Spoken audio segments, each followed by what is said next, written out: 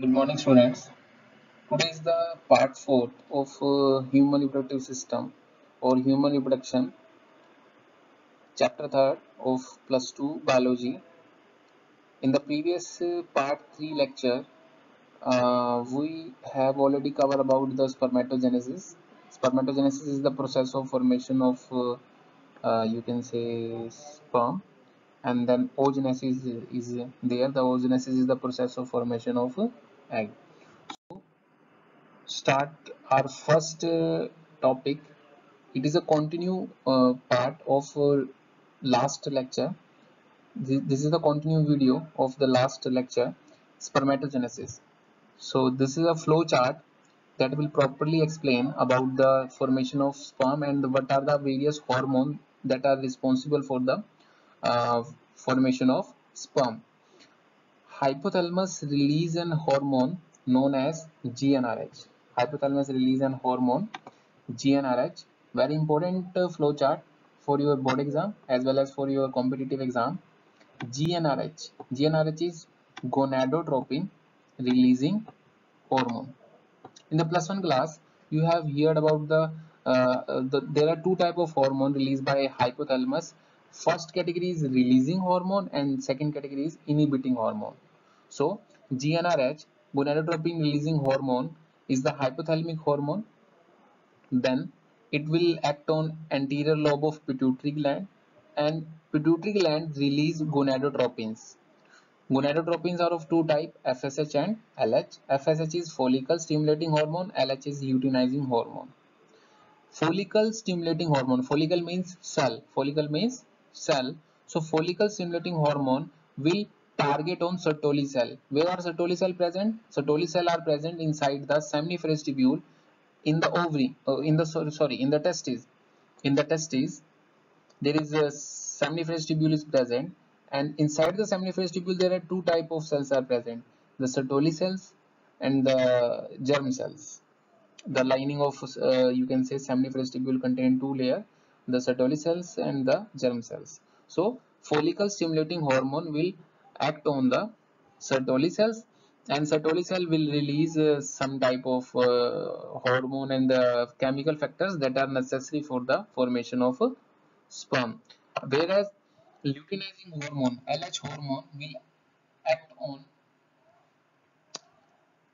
luteinizing hormone will act on leading cells. Leading cells are the interstitial cells that are present inside the testes, between the spaces, interstitial spaces.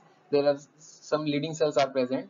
So leading cell will release the hormone known as androsterone. The name of some hormone name as androgen, and the name of androgen is also testosterone. Another name of androgen is testosterone, and the function of testosterone is to stimulate the spermatogenesis. Spermatogenesis is the process of formation of sperm. So I am again repeating this process.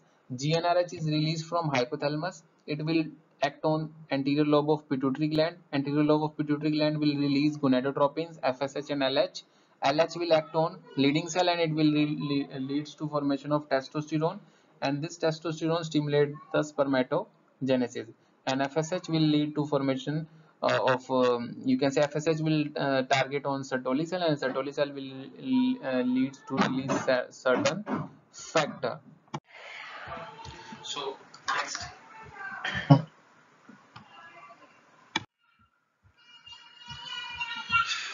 this is how the sperm formation takes place. This slide will explain. You can see this is spermatid nuclei with the red arrow, and spermatid nuclei contain acrosomal vesicle and Golgi apparatus. Then there are some conformational, means structural changes take place, and it will lead to formation of thread-like structure from one end known as flagellum, and this flagellum get extended, and mitochondria formation will take place. And it is a very important or interesting point. You should note that sperm contain the mitochondria, but the shape of mitochondria is spiral. The shape of mitochondria is spiral mitochondria. and excess of cytoplasm will remove from the, you can say, sperm during structural changes. And at the tip acrosome get formed, and below acrosome there is nucleus is present, middle piece. In middle piece the mitochondria is present, and the flagellum will get form a tail of a sperm. Tail will provide the motility. Tail will provide the motility to the sperm. So this is the structure of sperm. This is the structure of sperm, detailed structure of sperm, and it is very important for your board classes also. Sometime it will come in 3 marks question. Write a short note on the structure of sperm, or draw the structure of sperm, or label the part of sperm. So sperm contain outer membrane known as plasma membrane, and plasma, inside the plasma membrane at the tip area, at the tip portion, acrosome is present. Acrosome is present. Acrosome contain some type of chemical and enzymes that are lytic in nature. Lytic means breakdown in nature, that will help to the rupturing the wall of egg. Rupturing the wall of egg. Egg means ovum. Ovum released from ovary. And below acrosome there is a large nucleus is present. Nucleus contain the chromosome material, haploid set of chromosome. uh, all the portion discussed in this upper area will be placed in a single head. Here this is head, and below head there is a narrow neck like structure. Neck is present. Neck is present. And below neck middle piece is present. Middle piece contain mitochondria, spiral mitochondria, you can say, helically coiled mitochondria. And mitochondria is the powerhouse of all the cell. So here mitochondria will provide energy for the swimming of a sperm, and the sperm swim with the help of a tail. With the help of a tail. So this is the structure of sperm. You must try to draw this structure also for your board exam. Now this is a part of sperm. In sperm, head is present. Head contain a haploid nucleus, and head contain a cap-like structure known as acrosome, and acrosome contain a lytic enzyme, hydrolytic enzyme. And hydrolytic enzyme example is hyaluronidase, and it is derived from Golgi complex during the division. And neck is the connecting portion of head and middle piece, and middle piece contain mitochondria, and mitochondria is helpful for providing the energy for the movement of sperm. And motility means movement. And the tail is a long thread like slender like structure which help to swimming, during one ejaculation. Ejaculation means release of sperm during mating, or you can say release of liquid from penis during one mating. It will contain 200 to 300 millions of sperm, near about 200 to 300 million of sperm.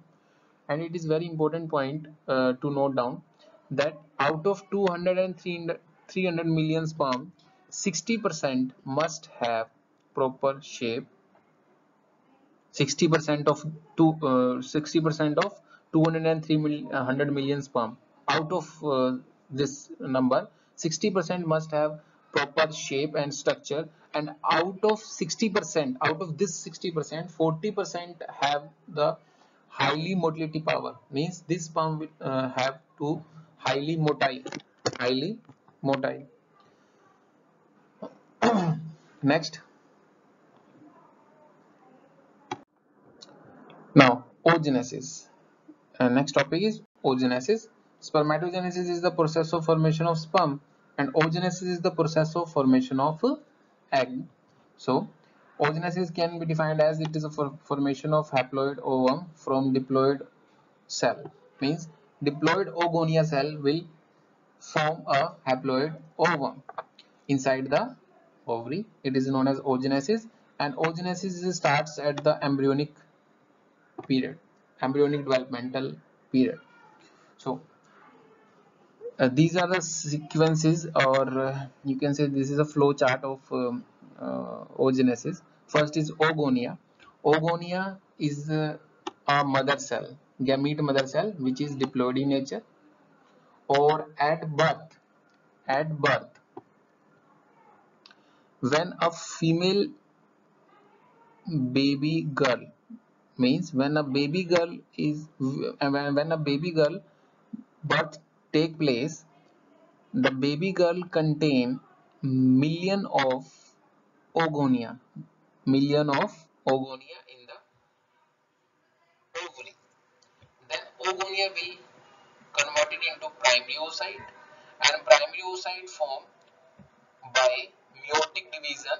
Primary oocyte formed by meiotic division in oogonia, and these primary oocytes are temporarily suspended or arrested in this stage till further maturation process take place.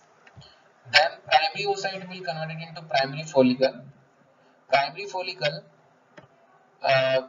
will be degenerate, means primary follicle will be reduced or damaged from birth to puberty. Birth to puberty, 60 to 80,000 in each ovary.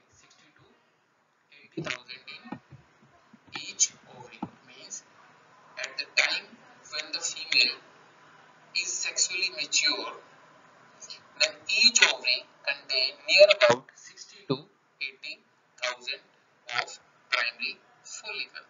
Then primary follicle get changed into the secondary follicle.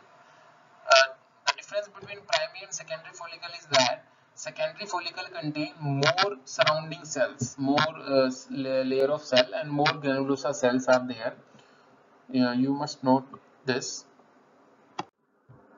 This secondary follicle will convert it into tertiary follicle, and the difference between secondary and tertiary follicle is that secondary follicle contain a fluid filled cavity known as atrum. In tertiary follicle, the fluid filled cavity get enlarged. It will contain more fluid, and it will contain the thicca interna, which is vascular in nature, and thicca externa, which is fibrous in nature. Thicca interna is near about 10 to 15 layer of follicle cell, and primary oocyte, that is diploid in nature, will increase its size, and first meiotic division will take place. First meiotic division means first type of meiosis take place, and it will lead to formation of, as we know, meiosis will lead to formation of haploid cell. It will lead to formation of haploid cells. So haploid secondary oocytes and first polar body get formed. So here secondary oocyte is there. Secondary oocyte retain the nutrient rich cytoplasm, and then tertiary follicle will mature into Graafian follicle. Already covered in I think part 3 lecture. Then secondary oocyte contain a layer known as membrane layer, known as zona pellucida, and Graafian follicle will rupture, and it will release the ovum. So this is the diagram of development of different follicle, the primary, secondary, or the tertiary. You can easily see here. This is an ovary. This is the first step: development of oocyte and development of follicle. Then development of oocyte and follicle formation take place, and this development will continue, and it will lead to formation of primary oocyte here, and primary oocyte will convert it into secondary, already covered in the previous slide, and secondary oocyte get matured to form Graafian follicle, and the Graafian follicle will lead to rupturing, and it will form a one egg here, and the process of release of egg from ovary is known as ovulation, and the rest of the remaining cell will degenerate to form corpus luteum and corpus albicans. So this is the various event of development of follicle. This is the diagram of mature follicle. You can say mature follicle. This is the space follicular cavity. This is ovum or oocyte. Here O is the oocyte and A is the antrum. Antrum means cavity space. So this is the microscopic view of mature follicle, female follicle. So this is all about in today's lecture. Thank you.